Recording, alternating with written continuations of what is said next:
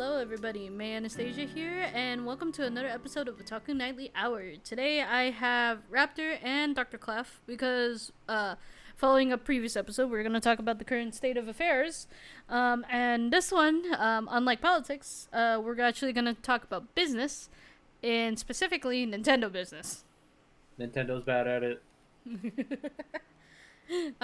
You were the one that actually... They're bad at pricing them. Actually, you're the one that proposed this, Clef. Do you wanna start us off on this? Because I don't know where exactly you want to start. You want us to start off on this conversation. Do you want me to be concise, business-like from a sales point of view, or do you want me to just go completely unhinged and start ranting? No, actually, like keep it business-minded for the first half. Okay, business-minded for the first half. Nintendo, Sony, and anybody else that says digital games that says they can't go on sale because, we have to pay developers is full of it. Because price does not equate bigger salaries for developers. We know this. We've known this for a very long time. And the tariffs have absolutely nothing to do with pricing digital games because tariffs only work on physical media. Okay, that's the long short of it. That's a concern I kind of had. Is like, well, I hear now the games are going to be $80, $90 for these new Nintendo games, but what's weird to me is that it's not only for one thing; it's for both digital and physical copies. Yeah, I would understand if a digital copy is lesser because obviously you don't have to produce a physical cartridge and program a chip to have all that data and storage, all the compiling and such like that. The shipping costs to take it from its factory to the stores and stuff like that. Let alone the packing material that goes with it and such like that. And everything that would normally increase the cost of it and such. But the fact that the digital product is the same as the physical product is insane to me. Mind you, in terms of pricing. Yep. In development-wise, the actual development costs of some things do not equate to what a developer is actually being paid. If anything, actually, the industry has gotten a little bit worse for developers on the side of they're earning less for the amount of money that is being shoved into actually developing the game. And a lot of developers go on contract that basically says, hey, we're going to pay you as close to minimum wage as we can get you. And if the game does good, you'll get a $10,000 or so bonus. Or like $15,000, $20,000 bonus out of the millions they make. So how you explain is that if your game sucks and stuff like that, you got your hourly pay and that's it. Yes. And it's terrible hourly pay. And it's only been getting worse, and publishers have been getting more greedy about it. Mm-hmm. And that's the thing. A lot of people argued, like, well, the Switch 2 costs this much and everything. And I'm like, okay, I understand one, because of the... I don't understand. Because of, like, the fact that it's quote-unquote an upgrade. It is inherently going to be more expensive than the base Switch, which is fine. Yes, but you also have to take into consideration where it's being built. So, for example, I'm going to use Apple as an example, because Apple's, like, the greatest example of this. They're the guiltiest of this. They make their iPhones in China for roughly $20, right? And they come up here and they mark up nearly 10,000% and call it a day for something that you can pick up in China for roughly $20 to $30. And then what's worse is that what's worse is that the people over here actually cannot fix it. Not only can they not fix it, it is blatantly being made more and more anti-consumer, which is, well, I'm not going to say consumer. Consumer at this point kind of got a bad connotation. Anti-customer. Because that's what you really are. You are a customer. You do deserve to get what you pay for, which is why I find it ridiculous that key cards are a thing now. Thank you, Nintendo, for this grace that you've put on. Key card? What key card? I don't know if you've heard about that, but you will buy the cartridge, and the cartridge will have a code and a download link that your Switch will read. It will then download over the internet the game, and then the game will only be accessible with the code in the cartridge. So even Okay, if, so the say, cartridge like, itself does not physically even have the game. No. It just has a key. Despite the fact that the cartridge itself, most of the cartridges nowadays would be able to handle, I think, even the latest Call of Duty, or at least the base game for the latest Call of Duty in it. Maybe not the DLC, but for sure the base game. Because like the technology is getting smaller, you, on a technicality, because you only have that in there, it shouldn't overheat. There's a lot of like little ins and outs that you have to really take into consideration.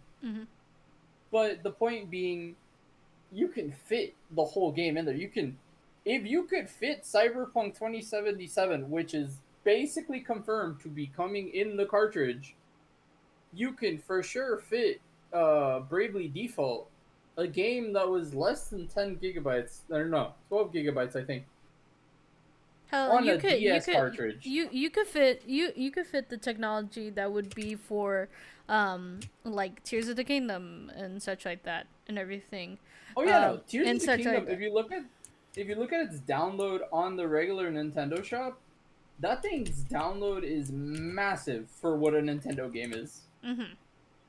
but it is very, very possible just to put on a cartridge and stuff. And I know it's probably not the most the best example, considering the fact that the only quote unquote the game is compatible potentially on the Switch too. It's just that you do have to buy an upgrade to get it working on the Switch too. So To have it work better. Yeah, I know we're jumping from topic to topic here because we just went from the Switch 2's pricing to the cartridges. But something that happened very recently, very interesting. The Switch 2 editions of some of the games, Tears of the Kingdom, I'm looking at you, aren't actually cartridges that belong to the Switch 2. They are Switch 1 games that are being sold with the Switch 2 upgrade pack.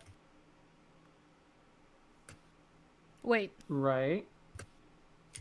So you will essentially be getting the Switch 1 version of the game. And then a download code to download into your Switch. Pack. Yeah, for the upgrade pack. At that point, we're paying for DLC to pay the base game. Exactly. That sounds utterly stupid, in my opinion. It is. It is anti-consumer practice. It is Nintendo trying to have a lease on a new type of DRM. That's like when Sony gives our games and it's like, here, have the deluxe version of the game, and it's just skins. Well, yeah, but that's the thing. Sony recently also, in response to all of the Switch 2 news, put out a survey asking people how they felt about the Switch 2. How they felt about the pricing. Yeah, they put out for PlayStation. They put out a survey for current PlayStation users. I think it was either through email or through PSN that asked them, "Hey, how do you feel about the Switch 2 prices? And how do you feel about the Switch 2 in general?" Like, totally not trying to see if people would be chill enough to buy a $90 game. Like, I really hope most of the responses were, I don't like the pricing. I'm hoping the responses were overwhelmingly no. But we have the Nintendo shills, and I do mean shills at this point, because these people are coping something fierce, or all they've had is their parents' trust fund to buy games with. They're just overly excited about Kirby Air Ride. For $90? I was hoping that would be the case, but no. So the thing here ends up being that a lot of people are trying. Well, I say a lot of people. Insane people are trying to defend the pricing by basically going, well, if you take inflation into account, the games of like way back then are $100 some dollars would be like $100 and something. Like we're getting the steal. I'm like, yeah, but those were different times. There was a different set of circumstances. Yeah, and like at least like what? Yeah, like within the small bubble that is what you're making and how much the inflation of the games are and such like that. Sure, technically it's in line of what it's supposed to be. Now take I think we just talked about it in our previous episode, where in our previous topic we were talking about the bill and everything. It's the collateral damage surrounding the bubble. Yes. Well, okay. Yeah. Yes and no. So the collateral damage surrounding the bubble will always exist so long as the market does not want to respect the consumer's ability to say I don't want to buy it. Yeah, cause like okay, the people who are defending it are the people who don't have to worry about the cost of housing. Yes. Those are the people. So okay, for everybody that's gonna say, and I know there's gonna be at least one person that says, but the cost of housing was way. If we compare it to now and inflation, everything would be so much more. Yes, you're right. But the difference is back then people had disposable income aside from the cost of housing. Yeah, Because versus now, versus now, we like the pay rate has not gone up. the pay rate hasn't gone up. I guess in this case you could say inflation, but realistically that's still not right. Hmm. It's more like The cost of the living is the just cost of greater than living. our disposable income. Yes, and it doesn't all have to do with inflation because again, the market responds to the person, or in this case, the society, for it. If the market is still hitting like highs, even if inflation existed, right? Yeah. Let's say a house is worth, I don't know, $400,000, right? Mm-hmm. If no one is buying that $400,000 house, It will depreciate. then it will depreciate, and then it'll get to a point where the market will finally say, okay, it's worth $200,000 now. I can afford it, still buy food, and maybe have a little bit more for a game or two. That's how capitalism works. That's Hmm. what real capitalism is, not this other BS that like But now these people keep trying to days, shell it. yeah, but now these days, it's staying at 400,000, and we are forced to either be homeless or pay the 400,000. So that's the thing, though. It's staying at 400,000, kind of at fault because of apps like Airbnb. Mm-hmm. Not gonna lie, where essentially the market for housing was really nice. Airbnb came along, and apps like Airbnb. I don't want to put it all on Airbnb, And yeah, but but like rental. Uh, yeah, a rental. They started buying up the houses, putting up on Airbnb, and they figure, well, over the course of a few years, we make all that money back and then some and then I can move into the afterwards, house. and then I can move into the house and sell all the other ones. The Mm-hmm. issue is that everybody's doing it, and because that's also Like the bringing up market the doesn't housing understand. market. Yeah, the market doesn't understand that these are rental places. They just see someone buying a house. Yeah, and that translates very much to Nintendo's like whole understanding of the situation, where in a quote by Doug Bowser in an interview, he had very specifically said, "No, these are the prices that we thought the consumers would be happy with." Which, Which means that they were thinking of higher prices. mm, Which means one, they were thinking of higher prices, and two, they're completely out of touch with their player base. yeah, cause like here's the thing. Back in the day when you and I both worked GameStop, Clef, we worked together and everything. You know the type of customers that come in for the Switch, and such like that. What Nintendo thinks is the nostalgic kids who now become adults that can purchase Nintendo, the stuff and everything. And while they're not wrong, those are your customer base. You also have to remember your intended customer base is families who have other stuff to spend on now called children. yes, And that's another thing as well. Like, you got to keep in mind, for people who live in a country, in a state within that country, where the cost of living is lower, like maybe a house is only 80,000 compared to like another state like California, where the house is I like 500, 600, $700,000. Sure, a For ninety like a dollar game small sounds like fine for someone in California, but maybe for someone like in his lower, lower cost of living income and Yeah, area. stuff no, like that. regional. Yeah, regional prices. And that's another thing that a lot of people have been complaining about. If you go to Australia, the Mm-hmm. cost of a Switch 2 game, because they already posted, since Australia has all these other laws that like force Nintendo to put things up, Mm-hmm. 122 Australian dollars. Which in US dollars, 137 dang. roughly. That Pretty sounds low cost of insane. living. Actually, I'm gonna double check on that number. I don't want to lie.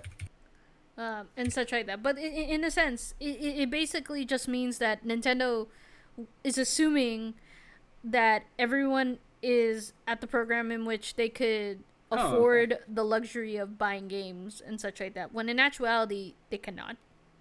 Never mind. The market depreciated a ton. No, it's roughly still $80. Okay. And So such. yeah, it's still $80. But again, Australia's cost of living is completely different from here. Canada, on the other hand, is closer to the U.S. They also have it over 100. The EU, most places outside of the U.S. start at 100 euros or up, basically. Yeah, and That's stuff. insane. And it just it really tells like that right now a lot of the fan base who are defending it are not thinking of the bigger picture, in my opinion. They're not What thinking. about Japan? Hmm? What is the price of a Switch in Japan? So a price of a Switch 2 in Japan is $365, and Nintendo's excuse for that is like, oh well, there's inflation. In We the can't. value of the yen going down kind of thing. Yeah. However, Nintendo, in an attempt to keep you from buying a Japanese Switch at a lower price and then just I'm recording. evening it out, is the fact that they region locked only the Japanese version of the Switch 2. Thing.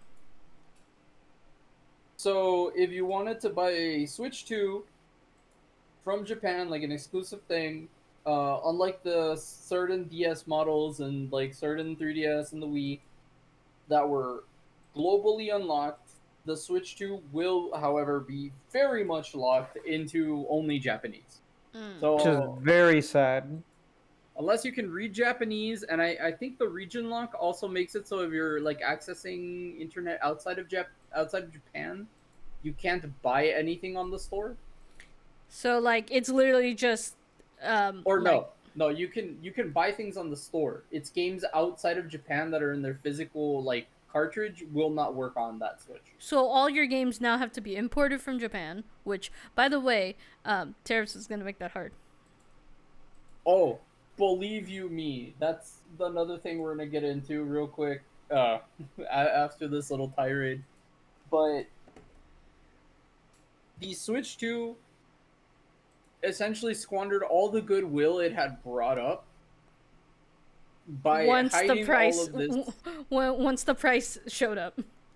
The Yeah, no. price of the console, the price of the accessories, the price of the games, the price of the all the The little add-ons, the inflation. price of the tutorial to teach you how to play on the Switch 2 itself. $10 for a tutorial that was putting people to sleep during the Nintendo Switch event.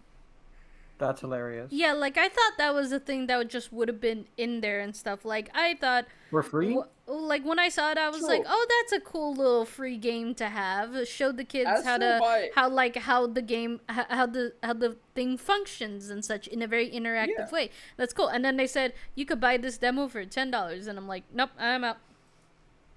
Robot came It's out for fine, free I'll on figure the it out on my own. PlayStation 5. That's And it won crazy. Game of the Year. Like, you're telling me free software won Game of the Year, and Nintendo wants you to pay $10 for a tech demo that was putting people to sleep. Yeah, like what child would say, "Hey, mom, dad, can we buy this?" Can we buy a tutorial so that I can know how to use my Switch? Hey, think Yeah. about it. What are the odds that it's going to be included in some kind of bundle? Like, yeah, you'll have to pay the Switch with the $80 game that it comes along with, but just for kicks they'll also charge you an additional $10 for the tutorial by default, standard, no ways around it. So, funny thing about that, just because this all kind of like goes full circle, on the back to the upcharging of things, the key cards, the cartridges that don't have anything in them, Mm-hmm. will only work so long as the Nintendo Switch servers are still active. Wait, So once the servers go clarify down, that. you don't have it. Once the servers go down, the download link inside the cartridge Is will null and not void? work. because it's trying to contact the server that no longer exists. So okay. I'm gonna put it into more current terms and stuff like that. Say you have Nintendo Online, right? Yes. And Nintendo Online has your DLC for like Splatoon, Bowser's Inside Story, It has the base game. or something like that and everything. And you're telling me that if the servers for Nintendo Online just suddenly cut off, even though I'm paying for Nintendo Online and I have progress on those DLCs and stuff, it's just essentially gone. Yes. That Oh, sounds that's not like very utter cool of BS. Nintendo. It's It- kind of like what they did with the 3DS Nintendo eShop. Yes, it's exactly what they did with it, and it was something that was ever so slightly saved by the fact that the homebrew community ripped every game in their mother into the homebrew store for preservation purposes. Also, sorry, I had to burp. No, you're fine. Yeah, So for preservation purposes, and it, it's just they turned it into e-waste essentially. And then what they're gonna do is the same thing that they're doing with the GameCube stuff, which is they're going to put it on the expansion pass that doesn't actually give you anything because it's charging you to use your own internet essentially.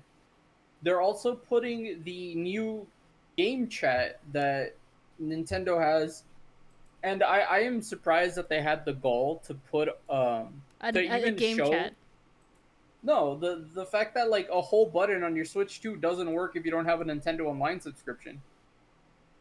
Because the C button for the game chat doesn't work if you don't have Nintendo Online. That's completely Like it's irrelevant. it's paywalled. Yeah, it's paywalled behind the subscription service. So it's You a need to whole pay button. extra to use the button. You need to pay extra to use the button. For a service Not that your only parents that- are already paying for if you're a child, or you yourself are already paying for if you're the adult. Yes, but the expansion pass will apparently be getting an updated cost. So it will go from $80 to $90 a year, mind you, Ugh. for the family plan, so that you can play GameCube games, but only 3 GameCube games will be available at launch, which are the ones that they demoed, and everything else is still yet to be determined. Okay, so the Pokemon games will not be there on release. As far as we are aware, no, they will not be there on release. Okay.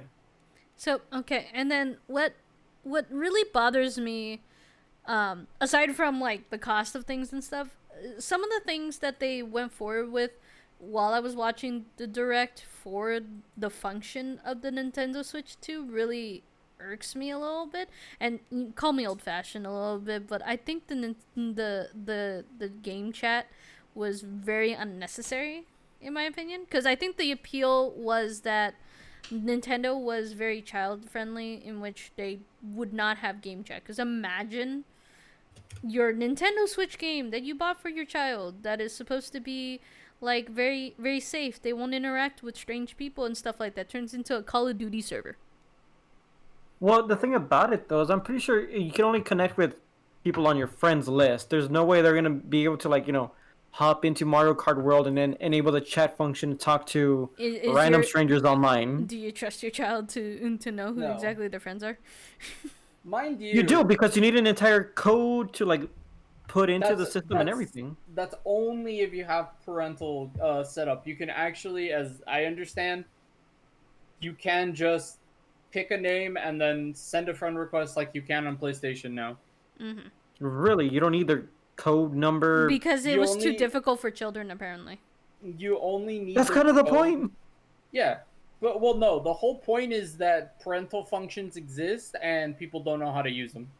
Yeah, because it's the same thing like with Don't know how to use YouTube. them. It's like YouTube again and stuff like that, where it's like like they put the child safety features on YouTube, where you can't watch certain like TV shows that were intended for children on the YouTube app with and minimize it to watch it because it's made for kids and such like that, so it can't be played on the mini player. No, yeah, Which but I like don't understand. Like, here's why the do thing. that? I always thought that was redundant because YouTube Kids exists. But okay, But no. parents don't do that, and that applies to Nintendo on Nintendo Switch, because back when I was working at GameStop, and such like that, a lot of parents had asked me with concerns for their children which system would be better, the PlayStation 5 or a Nintendo Switch. And I would always steer towards the Nintendo Switch because of two things. One, it's easier for the parent to put child safety on it because I would have to teach them how to use the parental controls, as well as the fact that by default the games are on there are actually more child friendly than the ones on PlayStation. No offense to PlayStation, but it's very much so that your audience is for preteens and up, and Nintendo is for 10 and up, and everything. Yeah, it's children. Yeah, and such like that. Which again, you work with your audience and such like that. You're not for everyone, which is fine, and such like that. Have your intended audience. Those are going to be the people that you work with, and everything. Now Nintendo is trying to get into other realms in which I feel is outside their realm that they really shouldn't have stepped their foot out of, and everything. Because, for example, there were games that I saw that they quote unquote featured that were gonna be on Nintendo Switch 2 that caused me a slight concern and such like that, such as Hitman and Yakuza and everything. And let me tell you, those are not child-friendly games. Those are very not child-friendly games, especially the latter. Yakuza was not made for children. It has been so confirmed by the director. Hell, for all intended purposes, it wasn't even made for women, but women are the one that buy it the most, apparently. Because, they like their muscular men. Look, I like me a Yakuza game too, but I don't like it for that. I like it for the weird, wacky mini games that the director says we have to include. You also have a whole brothel simulator in one of them. Like, that's why I want to play it. you just like micromanaging things. Yes. My favorite game growing up was Dinner Dash and Wedding Dash. Okay, sue me. Dine and Dash. Fair enough. The game. Diner Dash. Never heard of it. The computer game where you are Flo and trying to complete a shift of the day kind of thing. No. Oh, okay. No, but her name was actually Flo. Her name was actually Flo. Anyway, besides the point.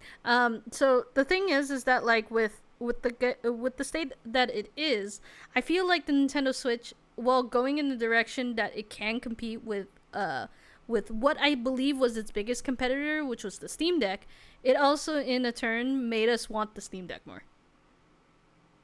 Okay, I believe it. So the thing about that is, we know Nintendo could make an OLED screen work. Yeah. They've done it already. Mm-hmm. There is no reason why to believe that an OLED screen was not the right choice to go with on the Switch 2, especially because OLED screens are, one, more efficient, and two, generally have better color contrast. Because OLED gives you the actual blacker blacks, but being able to turn off individual pixels. That's the whole point of it. Yeah, and I agree with some of the upgrades that they went with the Switch 2 and such like that. Like, I like the interest of, like, mouse-like slide controls on the controllers and having a better kickstand that allows you to have kind of, like, more 180 angles. That a wider range. Yeah, and stuff like that. And quote-unquote a better support base that uses 2 points instead of the single point on a very odd spot on the screen. Let me just say that. And here is the issue with this, though. Mm-hmm. The issue is that because it's already been done, we know it's possible, which means that Nintendo is making us use decade-old technology on something they already know they can do. Mm-hmm. So that eventually down the line, how much do you want to bet they're going to say, switch to OLED, we got it. This is it right here. Switch to OLED. We finally got the technology down. The technology we already proved we could do since the Switch 1. Like, I'm gonna sell it to you for for $550. Oh yeah, So what you're someone was gonna point. A 4K OLED screen. Oh yeah, someone was gonna point out about the battery life. The battery life for the Switch 2 might be the same as like the original Switch. Like we're talking about Switch 1.0, which would be a travesty seeing as how advancements in battery have been done very well. If you believe NVIDIA and their custom chiplet, supposedly it's not supposed to drain as much battery as it actually does, and it's supposed to give you better graphics. But I take everything NVIDIA says with a grain of salt Oh, I just because remembered Cyberpunk's gonna be on the Switch too.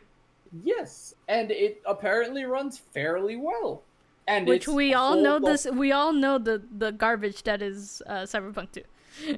Yeah, no. Well, Cyberpunk. When did No, Cyberpunk. Cyberpunk in Punk general. too. Oh yeah, Cyberpunk. I was like two. Like what? Sorry, my brain is like combined Switch 2 and Cyberpunk.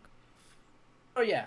So The Cyberpunk too. the Cyberpunk 2 Electric Boogaloo. My You're favorite ready game to crash. console. You're ready to crash on your Switch 2.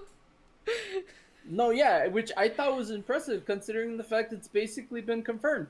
Cyberpunk 2, it's all of its game data. Cyberpunk 2. I made on- you say that too. Dang it. Cyberpunk on the Switch 2 is gonna be apparently in its entirety on the cartridge. That's impressive. Yeah, but you're telling me you can put Cyberpunk on the cartridge, base game, and apparently it's gonna be like a complete edition from what I've been seeing With the updates and the fixes. with the updates, the fixes, and the DLC. But you can't put Bravely Default, a less than 20 gigabyte game, onto a cartridge where Cyberpunk takes up like I think like 60 or 70. Or like the extra content that it would take to put into the already Switch 1 version of the cartridge onto a cartridge. Sorry, Yes. this is complex. No, like okay. I understand if it's like, hey, if you don't want to buy another copy of Tears of the Kingdom and stuff, you could pay us a little extra to get an upgraded version and stuff, like how they do in PlayStation games where you want to have the higher resolution. You just Well, yes. insert the PlayStation 4 game, buy the DLC that for the graphic updates for PlayStation 5 version of your PlayStation 4 game. Well, that's the thing though. That wasn't actually the case for like 90% of the PlayStation games. The only ones that actually got that, I think, were ones that included DLC with it too in the first place. Yeah, like Hogwarts, the Spider-Man games and stuff like that. Yeah, but they gave you bonus content for upgrading. But at a general baseline, like Bloodborne, for example, they gave it a free update that uncapped the frame rate. There was a bunch of free updates all over the place for backwards compatible games Yeah. that basically just said, hey, you want to play it without the cap, you want to play it at better resolutions, this is the bare minimum line we're going to give you. However, For we free? might give you more for free. The only thing that they put out that you had to pay for was an update, like when you were updating from one to the other, was, as far as I am aware, you can quote me, games that were receiving extra content in addition to the upgrade. Because then, if they got the update,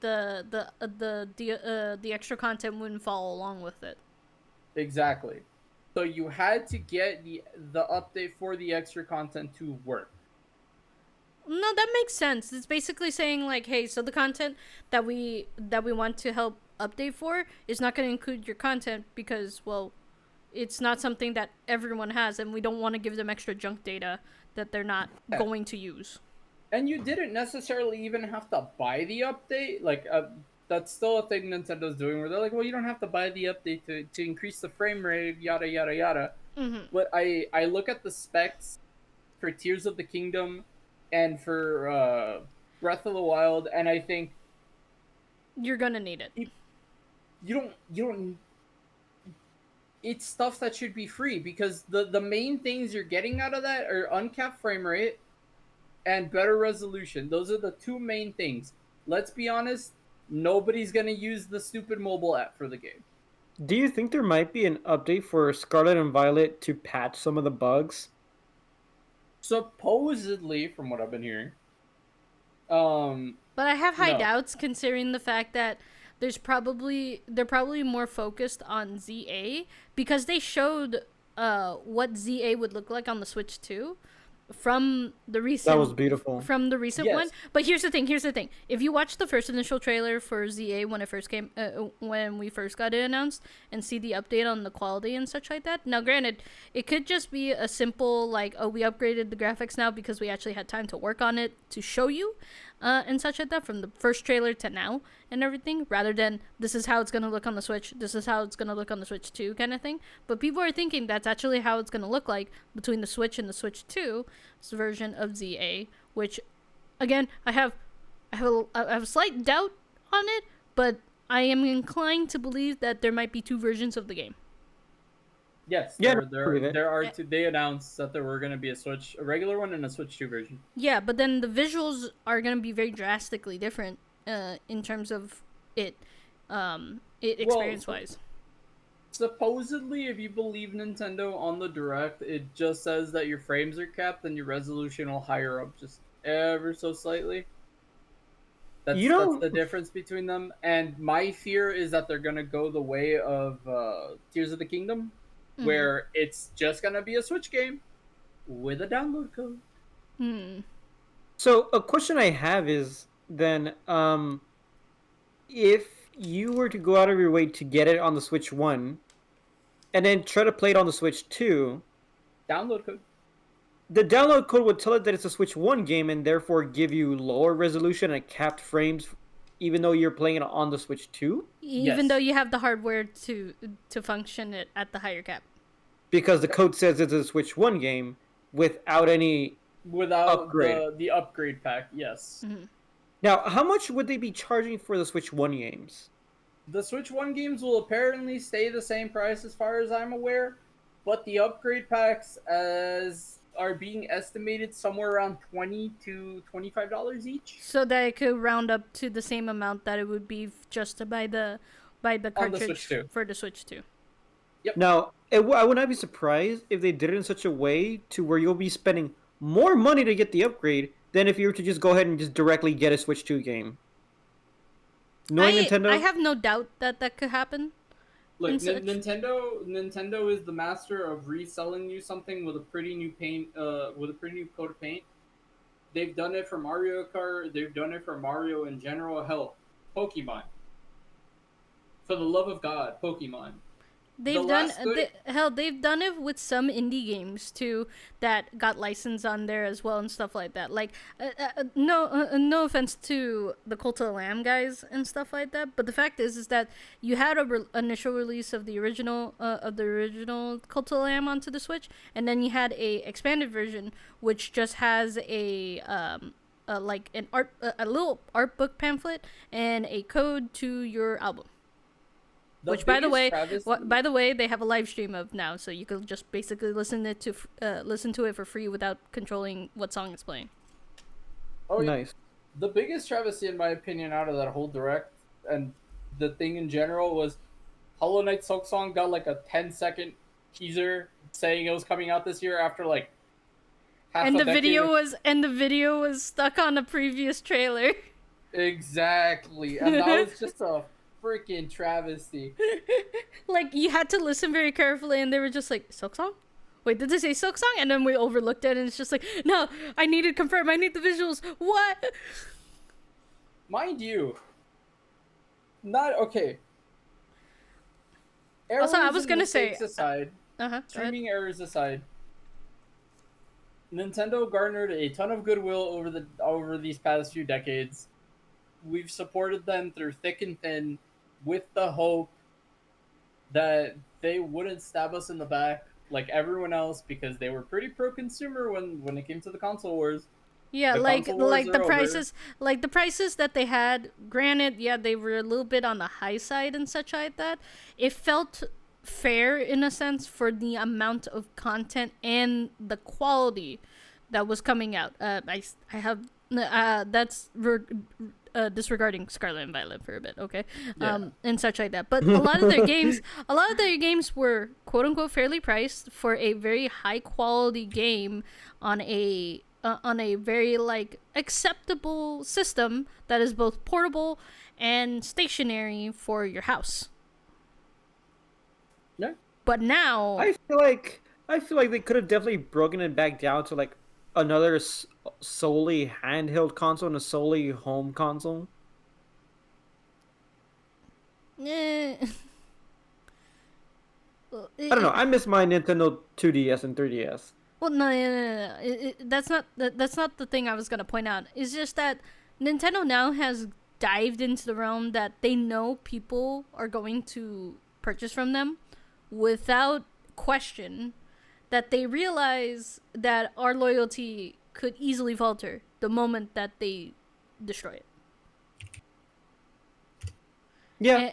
And it makes me wonder how confident that they are on it, of all of it working out. And my fear is slowly coming true because Khan is when he first saw the trailer and stuff like that and everything, was really excited for the Switch too. And right after that, like later in the day, told me I have no way of purchasing the Switch 2 and I really, really want it. So I have to start saving my money for it. And the thing is, I don't think it's going to work out. I don't think it's going to work out for him in a sense because one, the Switch 2 is just too expensive on the budget that he's on.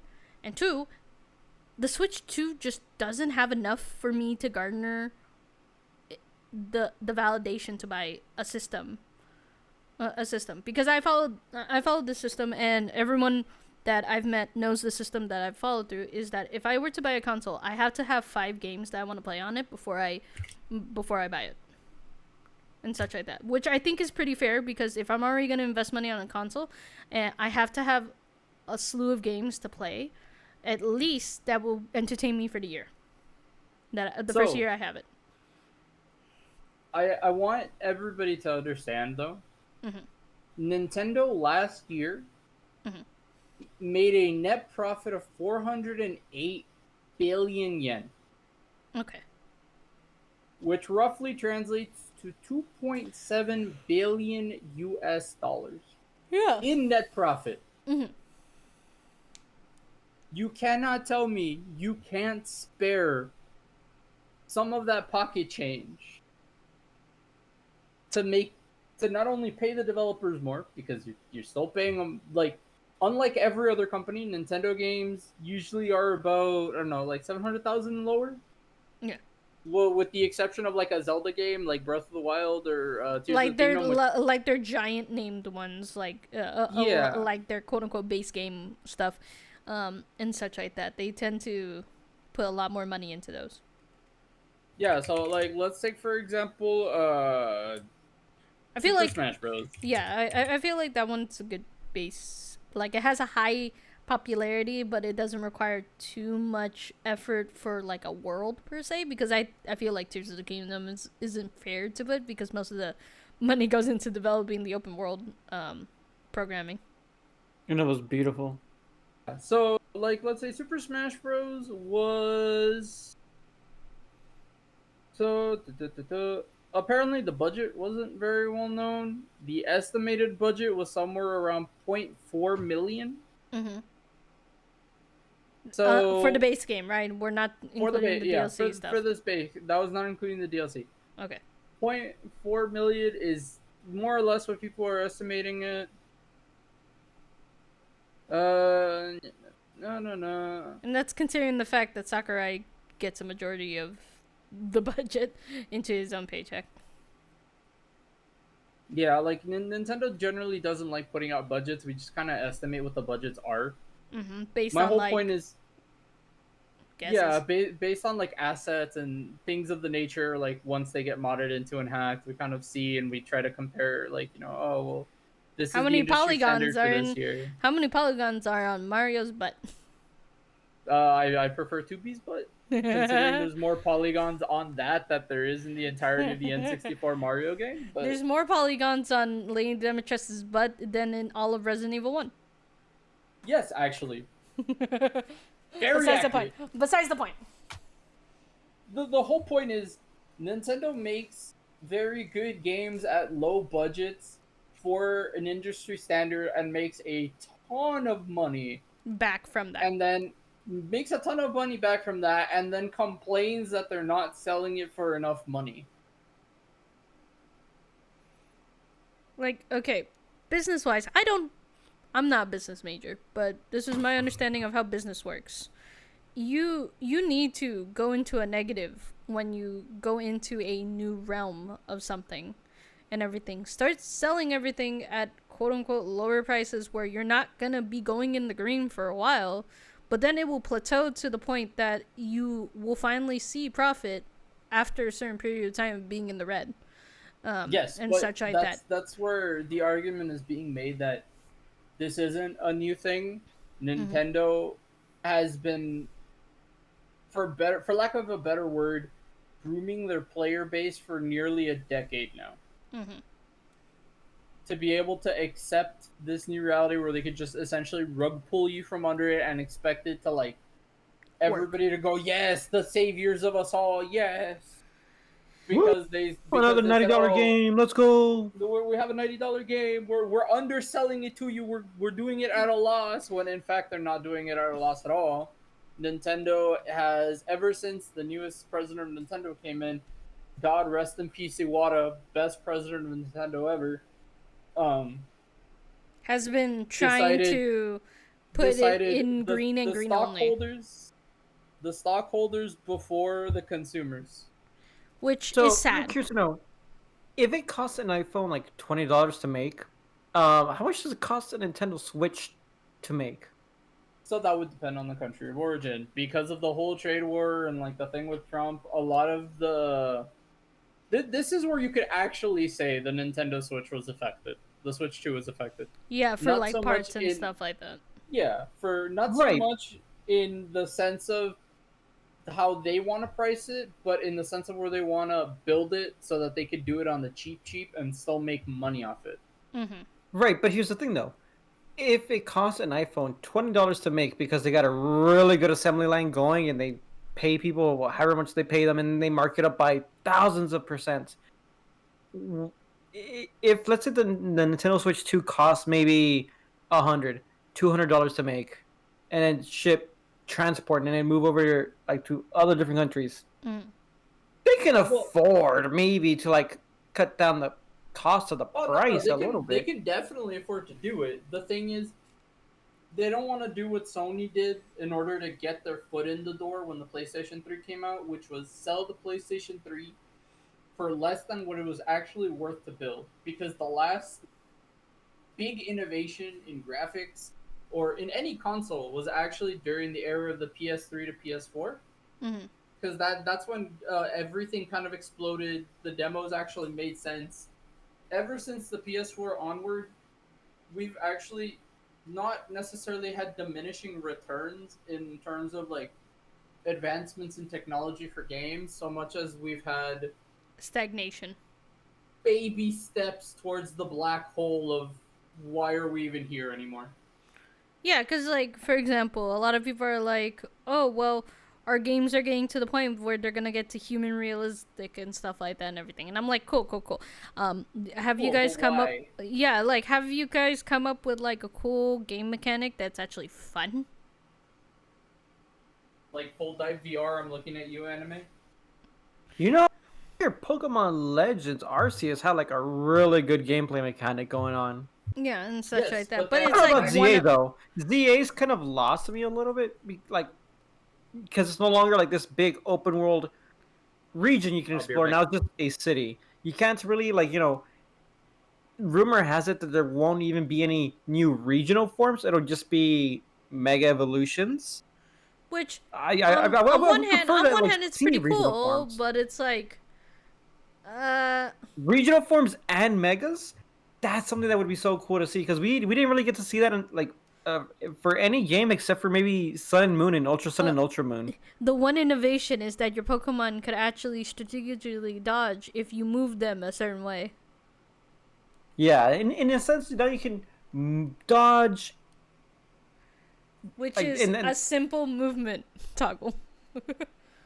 Great, I'm happy. That's the Fantastic. only innovation here. But other than that, like I like the idea of sneaking around and headshotting Pokemon in the back of the head with a Pokeball. In this game, it seems more like, oh, you can't really hide. You kind of just run up to them, chuck a Pokeball at them, and then you keep running. and they're okay with it, or maybe they'll just break out. So you need to beat them up Oh yeah, like you're not gonna within an be. inch of their life, Yeah, you're and then not you gonna catch be them. in. You're not gonna be any peril danger if you just step out of the danger zone in which all these Pokemon like to hang out in and stuff like that. Totally, totally not, and such like that. Versus in Legends, it's like you really have to be careful about where you're walking and Everything stuff. is trying to kill you in that region.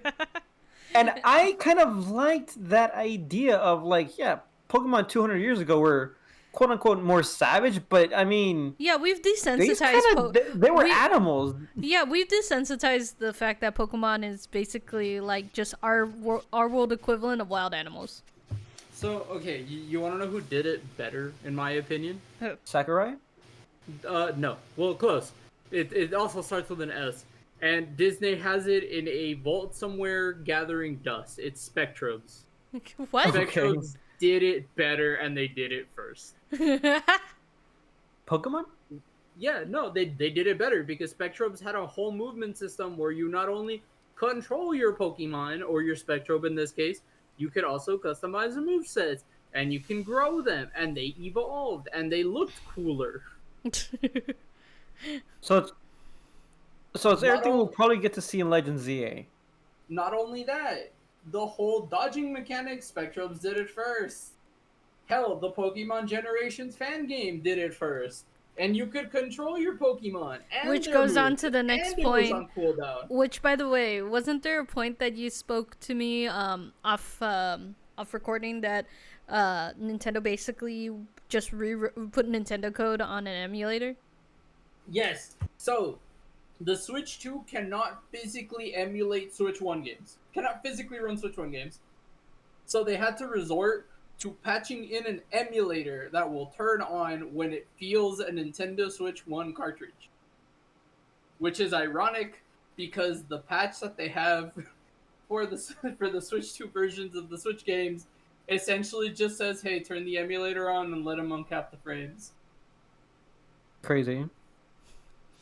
That's Which all it takes? didn't you say there was an emulator that got like turned off because There Nintendo was was like no. Yuzu was the emulator of choice for Switch emulation. It was highly supported. There was a lot of hope behind it. There was a lot of traction. And then Nintendo tried to DMCA it. Yuzu fought it. Yuzu won. Emulators are not illegal. I cannot stress this enough. Yuzu, Okay. however, had someone that very much didn't like the stress of being DMCA'd by Nintendo. Every single time that Nintendo's lawyers decided, we can try again. We can try again. And so And they got what strong armed into selling. they got strong armed into taking money. So this isn't 100% confirmed, mostly because nobody wants to confirm it. But we've Which is pretty fair. much pieced it, which is fair, yeah. You know, NDAs and whatnot. But it's pretty much been confirmed by outside sources that the guy took money. They shut Yuzu down because he was a major contributor to Yuzu. Mm-hmm.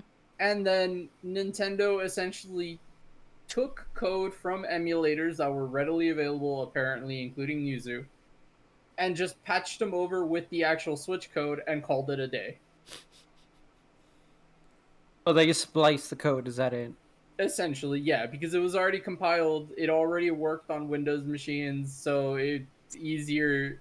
It's easy to get it working on Switch hardware at that point because if it works on a PC, it works on a Switch. We know this at this point. We've done this with the base Switch and the OLED Switch.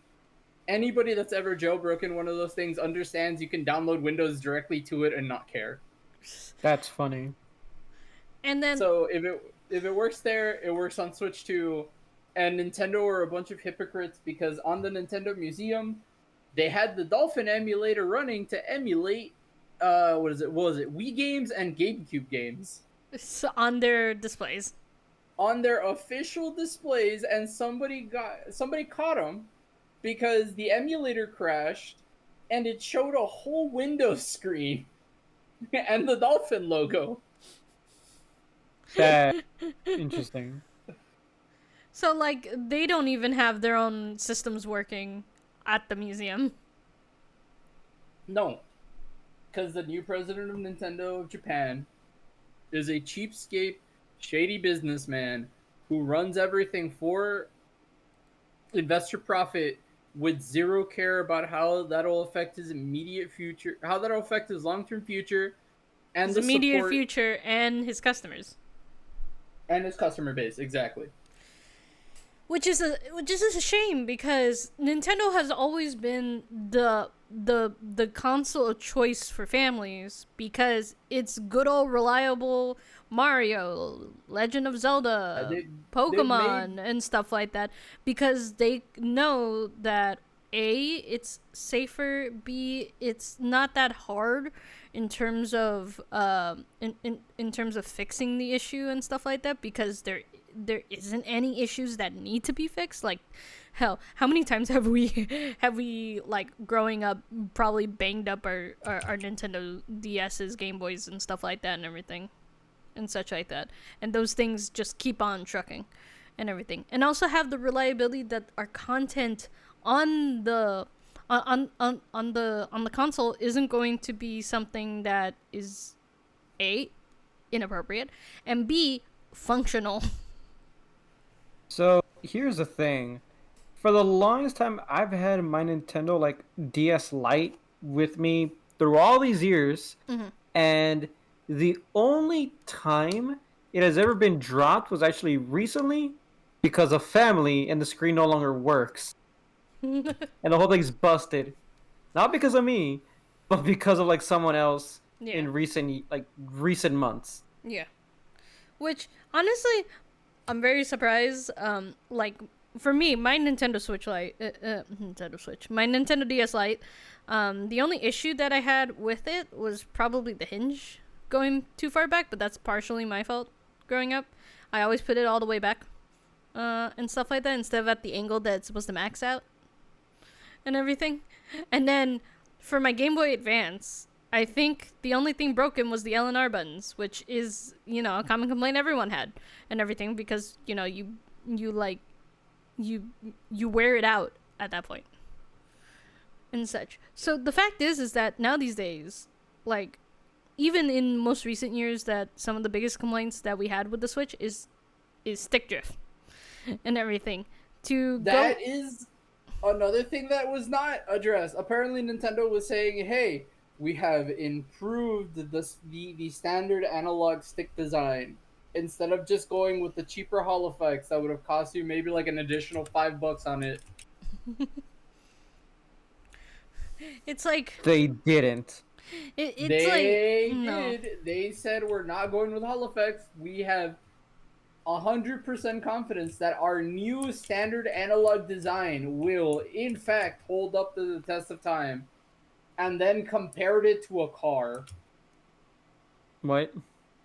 They compared analog sticks holding up. How much do you want to bet? To a car. Clef, how much do you want to bet that that little like mouse thing control is probably gonna break within like months after it comes out? Yeah, no, it's a mouse. A mouse doesn't break that easy. No, I meant on the controller. like do you think like what you connected to the Joy-Cons? Do you think the Joy-Cons are gonna break off? I think the grip parts and stuff like that, like the magnetic connecting sections of it, is probably gonna break because here's the thing, kids. Those things are gonna wear and tear like hell. Yeah, as well as I don't think they're made of the material that normal mice have, which is to glide and everything, and such like that. Because because knowing kids, they're gonna press down on those things so hard onto the table. And such like that. And I'm not saying this because children don't know how to take care of their things and stuff. Some kids know how to take care of their things. I'm saying there is the very probable chance that this will happen because some kids do not care. Yep. Not all kids, but some kids. Joy-Cons have actually also gone up in price an additional $10. So from $80 for a pair to $90 for a pair, and that is. Yeah, instead of addressing the current issues with the Switch now, which is repairs for the Switch Joy-Cons and everything, which by the way, someone did try again to see if they could, in the current day and age of getting it repaired, because back when the Switch first came out, you can call Nintendo and say like, hey, I'm suffering from stick drift and stuff, can I send it in for repairs and stuff like that. They let you send it, but obviously you just don't have controllers for a certain period of time and bring them back and stuff for an undetermined amount of time and everything. They have discontinued the repair service. A funny thing about that repair Really? service was all done in the name of not getting sued. Yeah, and such like that. So the only way to repair your stick drift is to buy new ones, and those Nintendo Switch controllers are not cheap. They're like $40 to $60 or something like that, and they're very each for the pair. and they are very limited in terms of inventory in many places. Also, yeah. There is no point in buying the Switch 1 Joy-Cons when the Switch 2 will not be compatible with them outside of like. Oh, how much do you them. think the Nintendo Switch 2 Joy-Cons, if they suffered the same fate as the Nintendo Switch 1 with the stick drift and stuff like that, and any other potential need to repair or replace them, is going to be? I have very high confidence that the controllers will be very, very expensive. I just said it right now. We know the price of the controllers. They announced they're $90 per set. I believe that. Not only are they $90 per set, Nintendo is basically covering their butts by saying, yeah, our new Joy-Con system is so secure, and we can compare it to a car, that we will not actually be having the whole repair service. Repair service, unless people start threatening to sue us, which is what happened last time. The only reason they put the repair service is so that they would avoid lawsuits. And even then, the repair service was full of it because they had actually said... Oh, okay, cool. They had actually said that if they could not repair the Joy-Con drift, they would send you a whole new set of Joy-Cons. Yeah, so now I'm curious to know how they're going to deal with that. Which is a promise they did not keep. Since there was a lot of people reporting in saying they told me my Joy-Cons were totaled, and actually came back worse after being sent for repairs than originally sent in. So essentially, Nintendo totaled them, sent them back and said we can't do anything about it, despite the fact that they promised that if they could not get repaired, they would get replaced. They did not do that. There was only a handful of people that said, yeah, they replaced it for me. Out of who knows how many, only a handful ever got replaced. It feels like Nintendo, I got prepared. As Nintendo goes one step forward, they go 5 steps back. Not even 2, 5.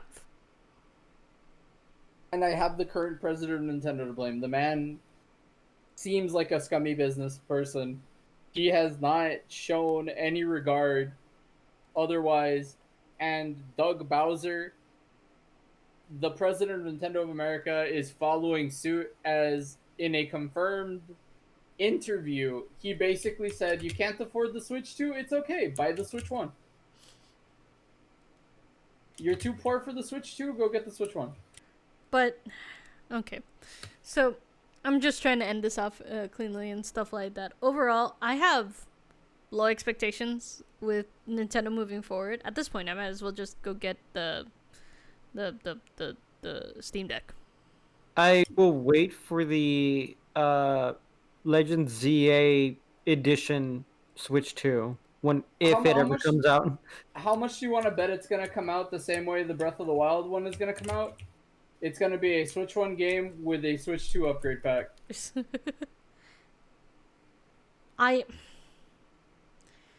The thing that makes me worried the most about the Switch 2 is that it's gonna have a Wii U situation, where the console has some promises and then it just goes downhill from there. At this point, it's already gone downhill from now. Look, Yeah, I Nintendo believe has it. burned any kind of goodwill that they had stored up in the last decade. People love them. It's even hard for some Nintendo fanboys and like people that are still holding out for Nintendo to even justify the Switch 2 and the prices. With the announcement also that not all the games are going to be $80. From what we understand, Nintendo is apparently going to be taking liberties with the prices of games based on how much they expect the game to sell. So if it's a game that looks like it's going to be in very high demand, it's going to have a higher price point than Yeah, like an indie Legend of game. Zelda, Mario Kart, Pokemon, and stuff like Yes. that. Versus like indie titles that would potentially go in there and stuff like that, and everything is gonna be on a quote unquote lower price range because they don't have too much expectations. But we all know Silksong and that Deltarune is gonna be quite a little on the expensive side. Which, by the way, no offense to Toby Fox, I'm assuming he's been working hard on making the games and stuff like that, and Nintendo quote unquote convinced him to price it in a way and such like that. He did promise initially when Deltarune first came out that he would not charge the game until Chapter 5 came out. That is true. I remember that. I remember that. At least for PC and such like that. But the first time we're gonna get Chapter 3 and 4 is already gonna have a price tag on it. Interesting. And such like that. Which, look, I know it's really hard for Toby Fox to go against Nintendo sometimes and such like that. But like, come on, man, you promised us that Chapter 5 was gonna have the price point because the full game would be there. And such like that. I am not paying for a quote-unquote incomplete game and then having to buy Chapter 5 afterwards and such. Unless you change your mind, Chapter 4 is the last chapter for it, then by all means, sure, I guess. But if there is a Chapter 5 coming out and you're making us pay for Chapters 1 through 4 already and stuff like that, like, dude, what the hell? Look, at this point, Nintendo is not the Nintendo we remember. Things have changed. Just like everybody's saying, if they're gonna keep complaining that it was more expensive back then, but yeah, it was more expensive back then, and things have changed. Yeah, the situation is different. The people are different. Like whole overall, thing the is Switch 2 just, I feel like it's wrong place, wrong time, wrong everything in terms of outside of like the physical capabilities that it could do and such like that. Because like if we look at it just based on paper and its little bubble, the Switch 2 is fine. The Switch 2 is a capable system growing up from the original Switch and having a little advancement here and there and such, with a few minor issues that a lot of game systems will have when you look at it in the full picture. But with the context outside, such as price point, the current condition of the state of Nintendo and such like that, as well as the fact that just overall, like, the faith and goodwill with its customer base and its relationship with video game business in general, it just feels like Nintendo Switch 2 is gonna be the Wii U 2 all over again. It sets a terrible example. The Wii U 1. Yeah, no, I know what you mean, but I'm saying like this is Wii U 2, Wii U Part 2, Electric Boogaloo kind of thing. More like Xbox One, but that's a thing for a different day. Mm-hmm. Anyway, I could go on an entire rant about that. All right. Well, I think that ends it for tonight for me. Do you guys want to have any last little notes that you want to say before I sign off? Emulation is legal, piracy is ethical, and if you support a creator, like if you really think a creator deserves your support them till the end. Mm-hmm. Okay. Raptor? No comment. All right. Well, thank you again for everyone listening. If you got any feedback that you wanted to say about today's topic or have any topics that you wanted us to talk about, leave them in the comments below. And until next time, you all have an Otaku Nightly Hour. Thank you. Bye. Bunch of nerds.